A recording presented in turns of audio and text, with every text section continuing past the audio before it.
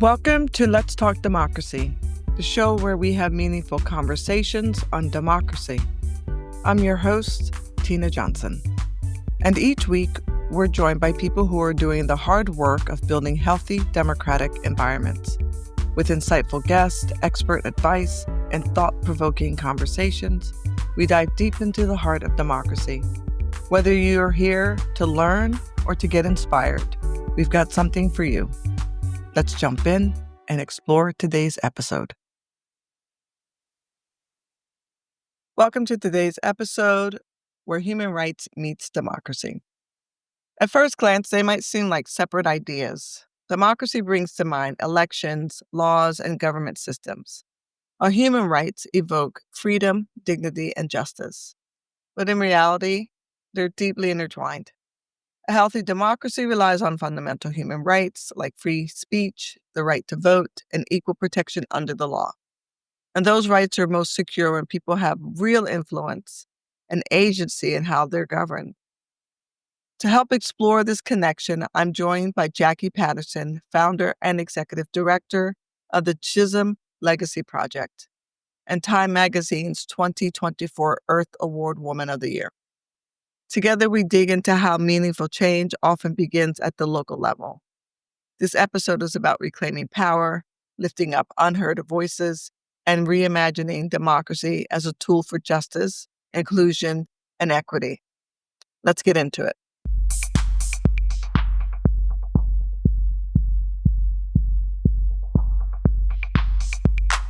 Hey, Jacqui, thanks for joining me on my podcast. It's nice to be here with you today. Thank you. It's an honor and a pleasure.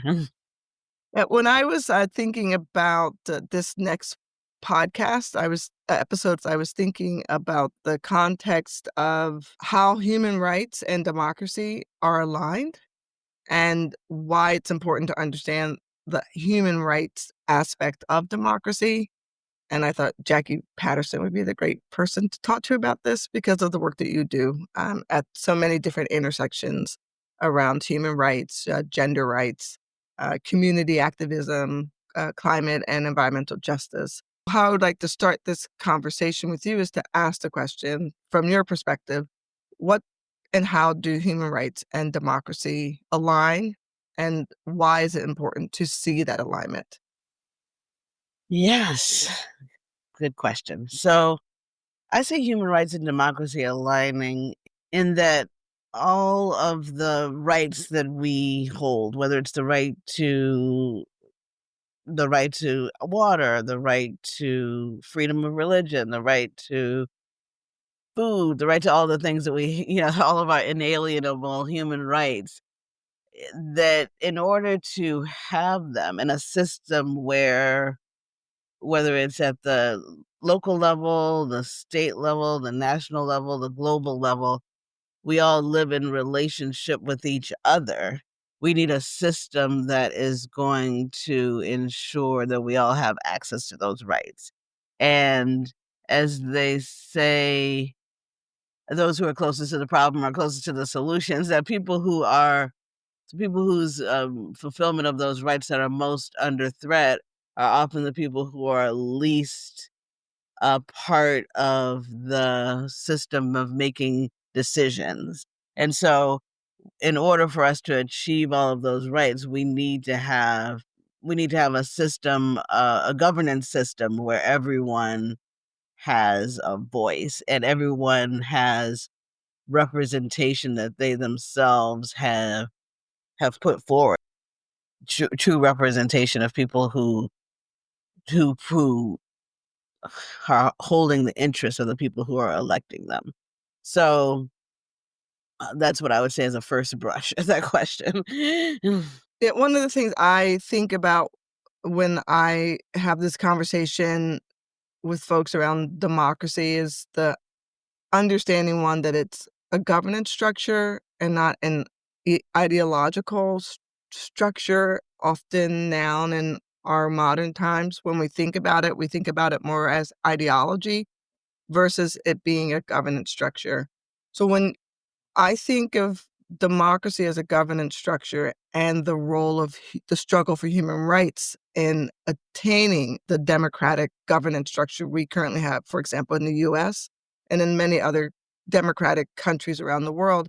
It has come because people have felt strongly so that their ability to achieve what's in the Constitution that creates the governance structure for democracy doesn't allow for them to meet their full potential. So if we look at the civil rights movement, if we look at the suffrage movement, if we look at the rights of children, the Disability Act, right? People who were like, our inability to be mobile the way everyone else is doesn't mean that we aren't equal.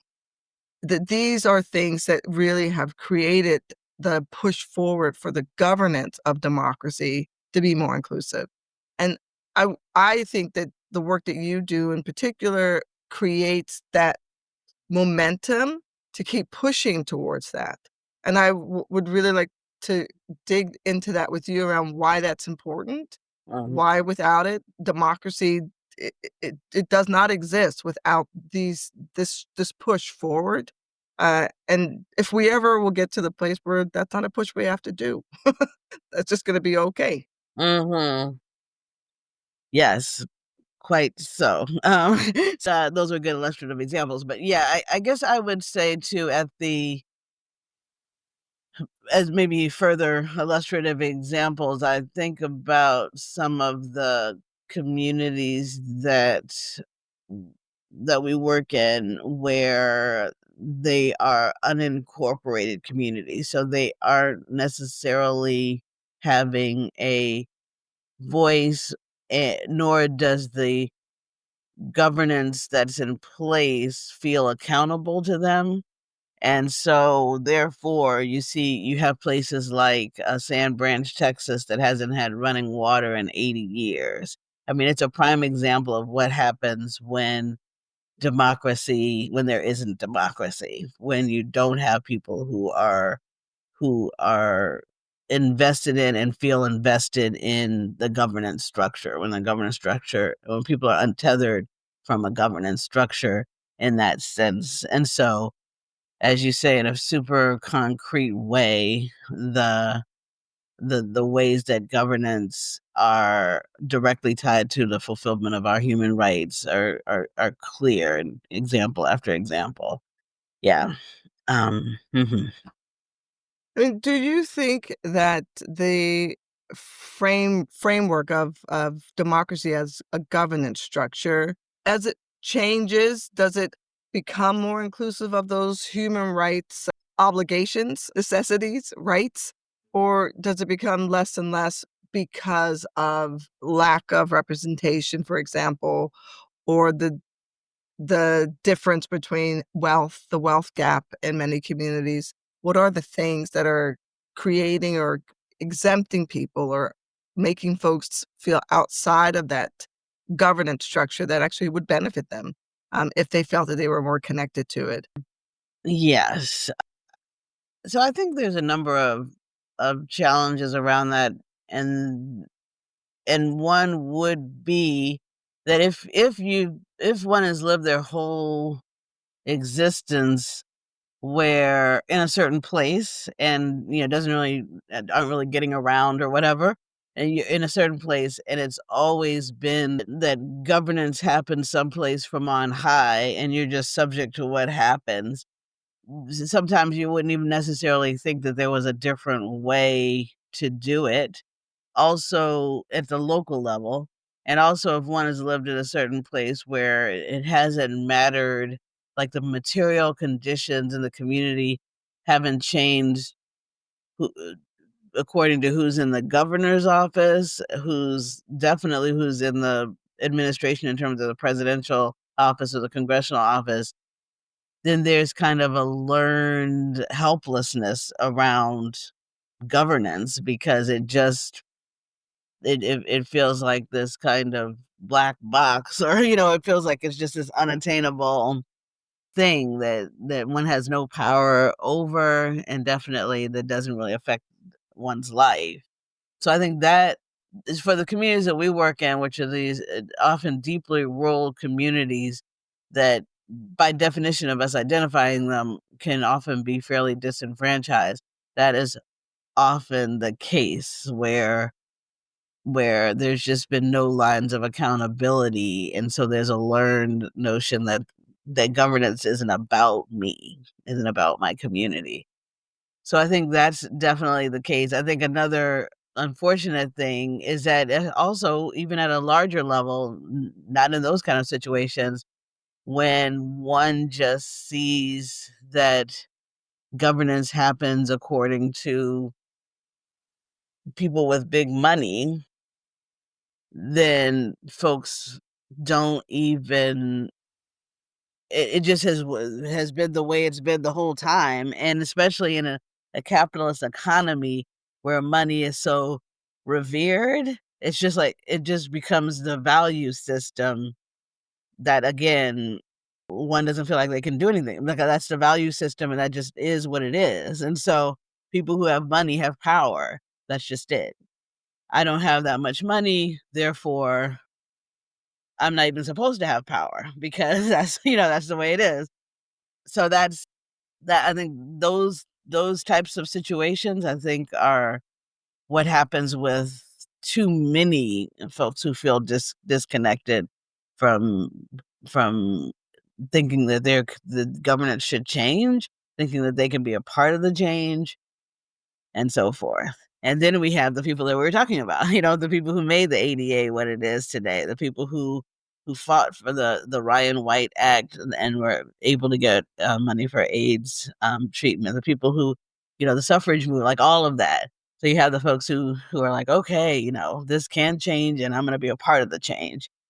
And I think our our task is to make that that feeling universal. In the work that you're doing with the Chisholm Legacy Project around engaging with communities in rural communities on a large scale, and you do some international work as well, how is that connection between the disenfranchisement that people feel, which was really much a very strong reverberation in the last election? We're not a part of this. We don't feel connected. No one's listening to us. To where we are now, where people are like, okay, still nobody's listening to us. We're still out of touch. Nothing's happening that's benefiting us. Where is the opportunity for communities to build the political power, even though they don't have the financial power to connect with the elites, in the sense, because those people who are looking at the lobbyists who can pay them, or the big businesses who can pay them, versus the voter who votes for them, Mm, where is that opportunity for these communities to be able to build that power, mhm, in order to get into that space where they are heard and they are connected? mhm. Yes. So a couple levels. One is at the local level, it is possible to, especially where even these communities live, where the local elections aren't necessarily ones that are impacted as much by this extreme campaign finance, influence. And so one of the things that as we work with the communities to start to get some of these basic needs, basic human rights met, then we also at the same time start to have conversations about those who are, start to really engage around political education and say, like, hey, like, this entity should really have been checking for you all from the beginning, and that they should and start to really say that this entity, get to really make those connections, get people before these entities, whether it's a zoning boards or the city council or the whatever. And then as that relationship starts to develop, as they start to see responsiveness from those entities, they start to feel more like there is a relationship between them and that. And then at the next election, they're actually thinking about one, or the communities themselves, as they start to engage in activism and so forth, then out of their activism, sometimes someone will rise from the local movement and move into office. We've seen that happen time and time again, and the community all knows them because they've been the ones who are at the forefront of making change in the community and acting in the interest of the community. So right away, they already have a platform for election. So we've seen that happen. And then we see from that where, like, a Jasmine Crockett, for example, she actually is directly tied to, like, her area includes Sand Branch, and she has been in relationship with Sand Branch and feels like accountability to Sand Branch.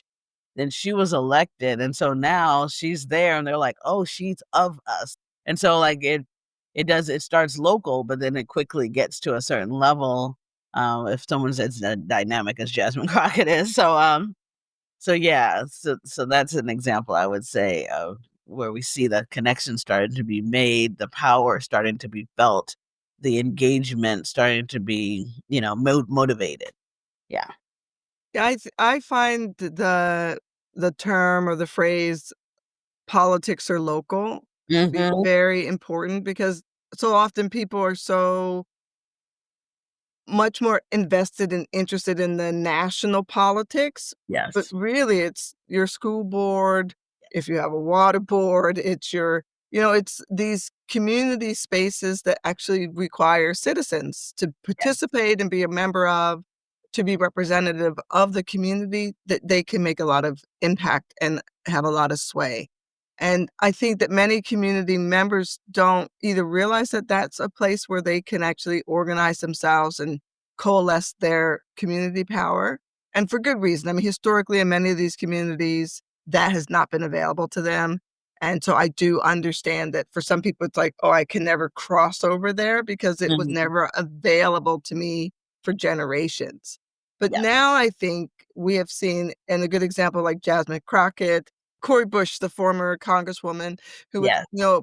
very instrumental in the Black Lives Matter movement, Yeah. that these folks, as you said, can be seen as one of us who gets our needs, who are really able to speak to what it is that we are in need of and what our visions are for ourselves and our communities. Yeah. And then I think a level under that, and you said it great, the local fights, the local spaces, that those spaces are very influential. They're very important because when you add that with activism and community engagement, and then you have a seat at the table where the decisions are made, you have the opportunity to actually build power that makes an impact that you can see directly.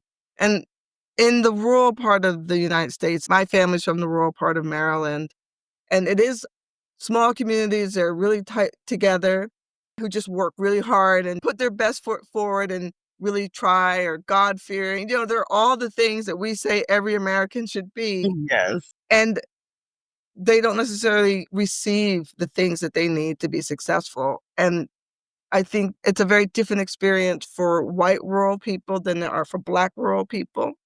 There's some similarities, of course, but there are stark differences. What are the barriers? So you have the engagement opportunities that communities can have by getting engaged in local, policy spaces or political spaces, community activism, organizing, whether it's their church group or their communal spaces. But then there are barriers to that access. I'll give you an example. I was in Selma, Alabama, visiting with some folks in the Black Belt who were fighting against pollution that was being just thrown on them by the local government because they were a Black community, and historically, that's what they did, and that's what they can do, and they didn't have the power within their municipality to fight back, but then they organized, and I think it's called the Black Belt, Coalition. I spent, 2 days with them, and really just hearing about, one, they're farmers, and they would say it, "We're simple people. We just wanna get up and put on our boots, go out, do some hunting, see our friends and family, and come home." And now we can't because there's a buzzard that's circling our area because of the stench from the incinerator where the garbage is being burnt just a mile down from our house, where we didn't have a say in whether or not we wanted that. And so I'm just like those barriers, even when you say you don't want it and you're not heard and Mm. your things are imposed on you in a different way than they are in other in white communities. Mhm. I would argue because I mean that's historically the way it's been. Even just taking that example or other examples like that, often The issue is that the folks who are in office, they have a notion of what it takes to have good governance, and a lot of it is tied to money. And so getting in as much money as possible for the municipality. And so therefore, if whether it's an incinerator or a coal-fired power plant or whatever comes in, and there's an arrangement where they can get the tax benefits from that entity, then that will trump the voices of the community. Like, so you've seen that time and time again, where community members are like, no, no, no, we don't want this. And especially when the folks in office don't see the community as being able to put them in or out of office, then you have a situation where it's more likely that they will go with whatever's going to bring in the most money, as opposed to what the community is saying that they want or don't want. So I'd say that is a top barrier for sure. Often when people are elected in office, they will, not often, at times, they will mistake that election as giving them a mandate to say that they are the smartest person in the room. So it doesn't really matter what other folks are saying, or other folks are saying things out of self-interest, as if, like, at the community level, that's a bad thing, and so therefore I need to be I need to be making decisions based on these factors. And, of course they're going to say they want this or they don't want that, but I'm the one who needs to make this decision. And here, and my judgment is based on this, and that's better. So that's another dynamic that we see too often. Do you think about ways in which to sort of change this dynamic? Are there other structures or structures that you've thought about that you're implementing or you're working on to realign or to right, I always say right the ship, because the ship is on its side. And for many communities, democracy as a governance structure is fine in theory, but the practical implications or implementations of the way in which democracy as a governance structure is being implemented for them doesn't necessarily meet their needs for various reasons. In the US, we have a history of elite or wealth centered or centric power, and then that usurps or oppresses political power. So the system doesn't necessarily always work in alignment with the people. And so I'm just curious if you are thinking through that or finding ways to implement new structures or systems that would realign the system so that it could work in a better way. Yeah, so first off, as you say, there's certain barriers that have been intentionally put in place to interrupt true democracy. And so part of it is that we work to remove those barriers, so that to the extent that democracy in its definition can work, democratic governance in its true definition can work, then we're working towards that. And then at the same time, we're also doing the alternative. So we're kind of pushing both in. So for example, as you say, all politics are local, and in some states there is preemption, so that the local government cannot have a stronger standard or regulation than the state level. And so we're pushing for that, so that people can have at the local level what actually works for them. So that's one thing. And then, of course, pushing for campaign finance reform to take out that and the undue influence of money over politics, as well as thinking about the folks who are supposed to be enforcers of democratic governance in terms of the courts, and pushing for the reversal of Citizens United that granted basically corporate personhood. So those are some of the things that we do there. At the local level, we are really working with communities to organize in a way that they have, as the folks with We the People of Detroit have put together like a community governance structure of sorts that then engages with the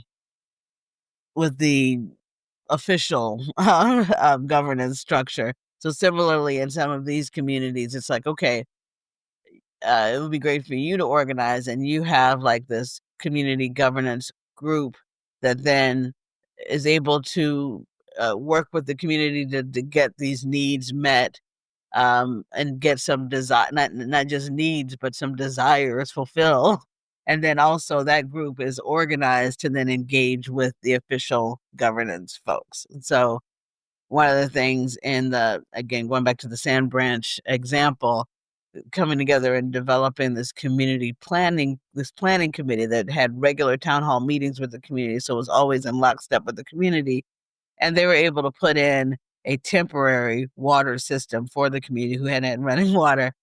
And so they were able to put in hydro panels. And then at the same time, they're working not only with the local governance, but also working with the EPA that then, in the end, was able to approve a multi-million-dollar piped water system for the community. But if that governance community hadn't come together, it would never have happened. So, in the example that you just gave around the community coming together and being able to get access to water, and the fact that it wasn't, and now they've been able to organize that, what's the result of that for the community? Is that building power for them? Is that also seeing their ability to influence the local officials, the local political structure, and then helping them to engage in the broader political system? Yeah. I mean, part of it is just like the actual proof from the experience that it works to organize, you know? So as you said, they were in that feeling before of, oh well, this is clearly just not gonna happen. This is our plight in life. The Guardian wrote an article about the community called America's Dirty Little Secret. And so those kind of frames and narratives had really just gotten them to a point where it was just like, oh well. But now, now they have the infectious feeling of power, like knowing that if they organize, if they persistently put forward what they want, if they have the right conversations with the right people and have them often, then they can achieve what they want, and they're continuing to do that around other needs and desires for the community. So just that feeling of winning is giving them is empowering, so to speak. In the current political situation, and not necessarily, even though it's on my brain because it is, I mean, American politics are, something I understand, I've been involved in, you understand, you've been involved in, so we can't get away from it. Also, we're usually the big 800 gorilla in the room across the world. So as American citizens, we cannot get away from it. But with the current administration and the chaos governance approach to American democracy and American policy, and where in this are the rolling back of human rights part of what you think about in your work, especially because you've done a lot to progress human rights, not just in the US, but across the globe? This has been a big part of your heart and your life's work. And so I would like to hear what your thoughts are. And also, if you see this as an opportunity as well, Mhm. and not just a setback. Yes, okay. Yeah. So initially, I would say that it would feel like a setback, especially for people who. So it's an interesting thing. So there's all these buckets of people, right? They're like people on both sides of this political aisle, in that we have this kind of false binary of there only being two sides, which is not really the case, but people on throughout the kind of political spectrum of people out there, there are a lot of people who agreed that the system as it existed was broken in terms of being able to provide what's needed for communities. So with that, people felt like the system as it existed needed to be dismantled. And so the people who put this administration in office with the aim of seeing the system dismantled are like, okay, democracy works because we put them in office to dismantle the system, and that is what is happening. And yes, you know, we are getting somewhere. And so that, that's reinforcing. I mean, because also those same people have felt disaffected. Like the people felt like the folks in office were not connected to their wants and needs. It felt like it was just power elites who were talking to each other and reinforcing their own power, but not really representing them. And this is why, anyway, so this is true across. And so in that way, yes, so democracy working. On the other hand, obviously it's not going well. And we don't see that that changing. And and so the good thing is that even though it's not going well and we don't see that changing, at least now people have a better sense of like they can put someone in office. They can put people in office to make changes. So that's something. Therefore, there's two kind of things. One is that we have a more activated electorate in that sense. And two, we all agree that the system as it existed, it wasn't working. So we have an opportunity to think about what the new system will be. And we don't want to be thinking about rebuilding. We want to think about building a system that's truly democratic, a system that truly centers human rights, that has values at the center of it, of human rights and human rights for all, versus the system before, which was more of a survival of the fittest type of situation. I was going to add that one of the things that has seemed to make the human rights aspect of American democracy or governance problematic is this idea that it is a market, or the financial sector has more import than the human sector, which is society. Mhm. And therefore, if the markets are doing fine, I just had a conversation with Jim Boyce, who's an economist, on this topic on one of the previous episodes, where we discuss this disconnect between market capitalism and the human social benefits Yeah. that should be part of the governance of democracy. And when you have these two things together, and you have the market or the financial elites being the ones that hold the power, and you disenfranchise the people, that you then create not a democracy, but an oligarchy, where folks now are just part of a system without any, and they're paying into the system, right? We're paying those taxes. We're providing much needed financial resources to a system that's saying, but you don't qualify. You don't deserve to have a system that actually benefits you. And that's the human rights part of this.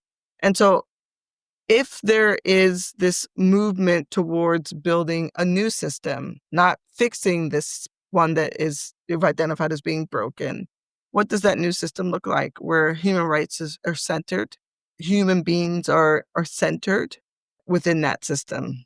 To me, it means that we ensure that we take out the parts of the system that gave rise to where we are today in terms of the an undue influence of both moneyed interests and embodied by, the billionaires and so forth, but also corporate interests, where we see corporations prevailing over the people and their interests. I mean, the Greenpeace is case in point around that. So I think two key aspects of what are needed, and I would say three, are campaign reform, finance reform, firmly getting money out of politics. And what is sad, and what I hope is a lesson that we start to learn, like some people who claim to want the more progressive and want to have a democracy aren't really riding hard for campaign finance reform, because they still are holding to the notion of it's okay if money influences politics as long as it's my politics that are being advanced. And so we need to all get behind getting money out of politics if we truly want a democracy, and if we don't kind of hold to this notion of some people know him better and therefore they should be in power because they know better, as opposed to really being people powered. Two, as I said before, is a reversal of Citizens United, so we don't have a situation where corporations can go against people and then, prevail. And as if their rights are on par, the rights of the people. And then three is the preemption, because as we said before, all politics are local. And if we're going to fold it up into a true democratic governance system across all levels, we need to get some of these barriers out of the way. I just wanted to clarify that when you mentioned Greenpeace, that's the case that they just were found. Well, it was a civil case. They were found to be responsible for, was it $635 million to Yeah. pay? I should know this because I was part of the group that worked on this. And don't get me saying Ruby Ridge. Um, Standing Rock. yeah. A Standing Rock, that lawsuit, they were held accountable and responsible and have to pay $635 million, I think, Yeah. to the corporation. Your point. Yeah, that it really is. I mean, even though it's Greenpeace as a organization, Greenpeace was the target that they went after, but Greenpeace was acting in concert with the tribe. So it was really that they went after Greenpeace, and they were just, like I said, an easy target, but it ended up being a triumph of these corporate interests over the people's interests. Many of the things that you've just identified, all three of them actually require some judicial engagement, overturning Citizens United, for example. I mean, that's the Supreme Court who said, corporations are people too. I think Mitt Romney famously said, or infamously said. Do you see that, or how do you see that coming about? Because these changes can happen, but they Hmm. need to have a judiciary that says, we agree with this, and we're willing to overturn a previous court's decision, and giving these powers to entities and taking it away from people. Yeah, and this is how it all, very much fits together, because we know who appoints these justices. That this is why these rights and these systems and these bodies and getting these fixes in place are all inextricably tied to each other. We can't just fix one part of the system and expect it all to work together. So we do need to have democratically elected folks at all levels in order to ensure that we have justices who are then in place, whether they're appointed in through the nomination process or otherwise. We have to make sure that we have a system that ensures that they are also the people's choice, because by virtue of the democratic governance. So then that sounds like also taking away the appointment powers of the president. Then, for example, that the president cannot appoint the Supreme Court or the federal court judges, that they have to be elected by the people or selected by the people. to represent the people. And that would be, I believe, a constitutional amendment. Mhm. I So believe it's so.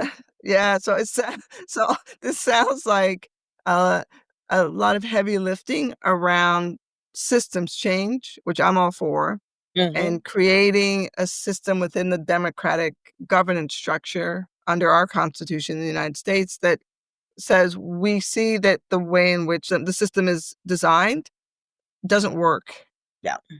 is what I hear you saying. Yeah. And in order for it to be changed, it's not to say the Constitution, but it said amend the Constitution to reflect the needs and the desires of the people today. Yeah. Okay, that's a heavy, heavy lift. What are the chances that it's going to happen? Yeah. It I mean, that's the thing. Obviously, it would take time. It would take a lot in the way of like, we need more than the Chisholm Legacy Project to be out there engaging with the disaffected, disenfranchised communities that are out there.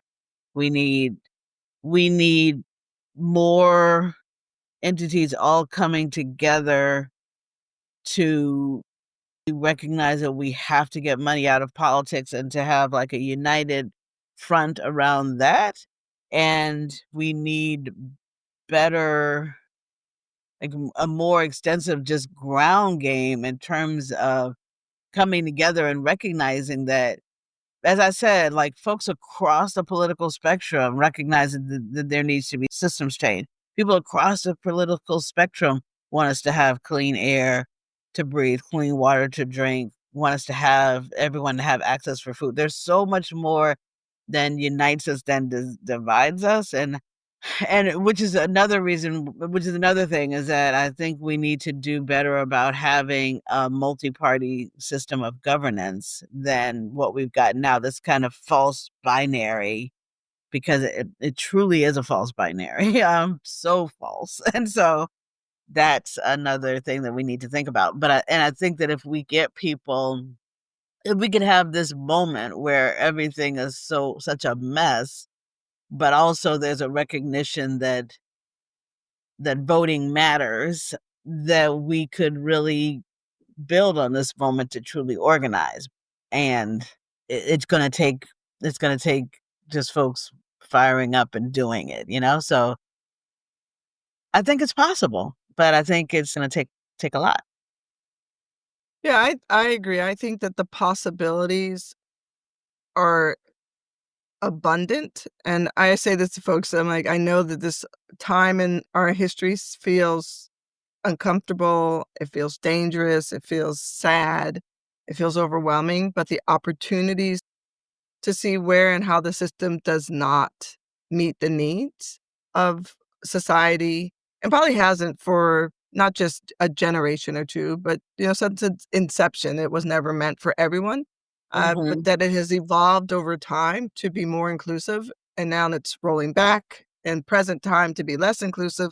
But the ideas that the way forward is to find a way to create the system and have the system set up that it does meet the moment and not just meet the idea of what it was supposed to be, is for me one of the guiding lights or principles of why I say to people, I'm looking at the opportunities and less about the discomfort of the realities that everyone is in. Because if we can't see the future of the opportunity, then we're just stuck. And so when the opportunity presents itself, we end up repairing what we didn't want Right. instead of doing the thing that we really want. So I think that that's super important, is to understand, like, okay, here are the opportunities. Yes, it's going to take work, but if we're not looking at them and using it as a guiding principle for how we get through this moment in time, we're going to be repeating ourselves again and Yeah. having the same fight again, even after 4 or 5 years. And I wanted to ask you, in the big scheme of things, all things being better, all things being better, what is a what is a vision for the future that would resonate with the notion of human rights, governance, working together, creating X, what would that be? Yeah, I mean, certainly a vision for me starts with communities having communities like starting with like communities, small municipalities starting to and other municipalities starting to truly have that democratic governance at the local level. As we said, not only are all politics local, it kind of starts there just in a practical standpoint, but it also means that communities feel that power and connection. Like, not only are we making a quote unquote pipeline in terms of people who are starting with governance at the local level and therefore can build through the rank up to federal level and so forth, but also then communities also are starting to feel invested in local government and then state government and so forth and so on. That engagement and that true seeking of democratic governance across all levels is critical. The vision for me means that people are starting to then with that are starting to have this distribution of well-being in a way that's so extremely skewed now, where there's some folks who are just in just abject scarcity unnecessarily when there's so much more to go around, so much bounty to be had from the improving our relationship. Well, anyway, I could go on and on, but that's where I feel like it starts. And I mean, I can go on in terms of, as I said, if those measures get put into place, then and we start to see the formation of true democracy happening at all levels. If we start to then see that when plans are being put in place, when policies are put in place, we have this database called Policies for the People. And the database consists of policies that were designed by community, implemented by communities at the local and state level, and where people are really thriving as a result. There's so many great pilots where universal basic income is being piloted here, and we see the data that reflects the outcomes. We see data where we see reparations being implemented there, and we see the outcomes. We see a city where community policing and community well-being is being piloted here, and we see the outcomes. So if we start to see where having these community-driven policies are bearing these beautiful fruits, and we start to kind of share that bounty and have those community-driven policies become the norm, then we start to see the situation where it's not just we have people barely surviving, but where we have everyone thriving because the people who are closest to what were the problems have developed the solutions that everyone starts to benefit from. So that's the vision that I have that of what could work if we really, have democratic governance. And that's a powerful vision. The way in which resources are spread around to address problems, or is to address problems, but not to solve problems. But it seems that if resources were put together, just how you just described the vision, that it would make the impacts that would allow for systems change that would then no longer disenfranchise, but engage communities in the democratic process that would be representative of people first and economics or financial wealth or elitism last, not even second. We want it last. Right. Where do you think that thinking is on reinvesting in that way, that it's more Mm. focused towards that purpose and not just a patch quilt of things to say, look what we did, and not saying, look what we've accomplished, look what we ended, look how much we progressed. Yeah, that's a little bit of the problem. We don't, yeah, those spaces are not, because right now there is such chaos and folks are very much on the defense and so forth. So there's not enough of the visioning. And also, even when people are on their kind of defense, even the visioning that happens is visioning that's rooted in, that still has that sheen of defense, as opposed to like a true visionary starting from scratch. It's like in reaction to. And so the conversations that truly get there are few and far between. And I have hope that there are those who are seeding a more expansive vision. I hope that those conversations are happening because I believe that they're necessary Yeah. in order for us to get to that place where there is a more perfect union of the idealism, the aspirations that we have for what it means to live in a society where there are greater access to freedoms. I don't like the word equality because I struggle with that because so often we find ways to create inequality in our societies, but I like equity. And I Yeah. think if we can get to equity and we can see how good that is, we can work towards equality. And I Yeah. think sometimes we jump over to get to equality, and then we think it's equality, but then it's not based on any equities. But that we get to equity, that we get to equity, and that we get to justice in order to fulfill the rights and dreams that we all have as people in a society. And I think right now that's something that is missing or lacking. From your perspective, if those conversations are not happening, how do we get them started? I think in a number of different ways. I do think that people who are engaging in community-driven processes, there's a National Association of Community-Driven Resilience Planning, for example. Those are communities that can begin to push for these community-driven processes. There is the faith community that can really push for centering values and human rights as we build, and they can be a prophetic voice around that. And so I think that's important. And there's already a couple of conversations that are being seeded around that. And I think that we need to make sure that these conversations link in with the democracy conversations.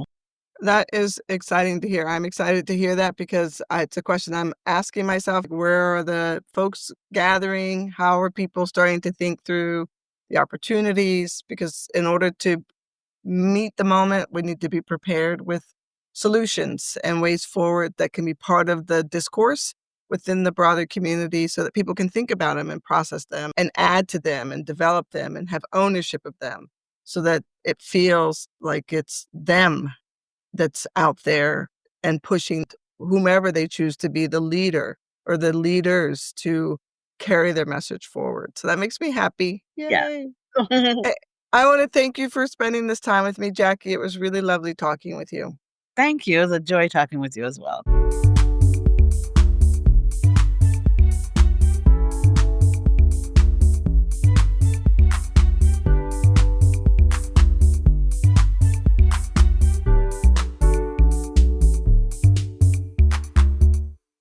In today's episode, we explored how human rights and democracy are deeply connected and how real change begins when communities come together to reclaim power, lift their voices, and demand that democracy works for them.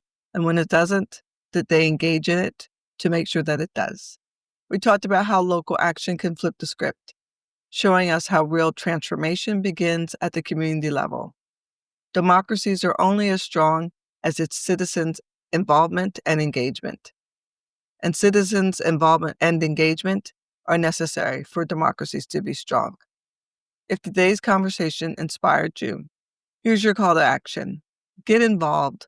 Support organizations doing the work. Start conversations in your community. Pay attention to local decisions. Your voice matters, and your action can make a difference.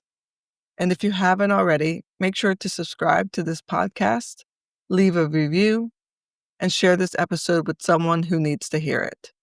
And as usual, if you have any comments or questions, please feel free to send me an email to tina@patternchangelab.com. Join me next week when I'll be in conversation with sociologist Dana R. Fisher. Talk with you then.